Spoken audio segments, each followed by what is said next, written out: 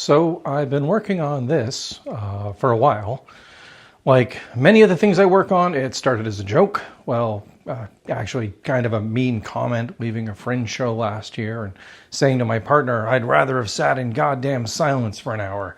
Then months later, I was kind of high when the call for the Fringe submissions came out and threw my hat in the ring. And I assume Kingston Fringe gets enough submissions that fate does play a hand in how things get selected. For those who don't know, it's entirely random. Nothing is vetted. You don't submit ideas or a précis, just a name and contact info. So lo and behold, long enough later that I had forgotten I applied, I got in. That led to about 4 days of light soul searching about whether or not I had any commitment to this bit.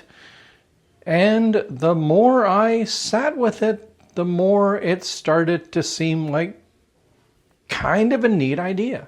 And that brings us to now. I've been working on this in the background for a while and postering, trying to spread the word for a couple of months. The shows start in under 2 weeks, so we will see how it goes. Like I said, the more I sit with it, the more I think there is something here that I find compelling. At first, it was just kind of the minimalist experimental part of it that I got pulled toward. What's a performance if nobody's performing? That kind of thing. But in the context of the world being a bit of a shit show right now, this as a response started to get more important in my own head as well, in a couple of ways, and I'll unpack that soon.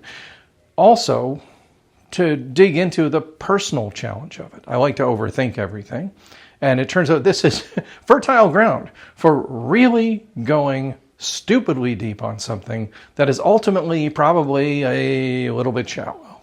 A snarky comment, a thing I did because I thought it was funny while I was a little bit high, and here we are. Here we go. Shows start August 7th. I will see you there.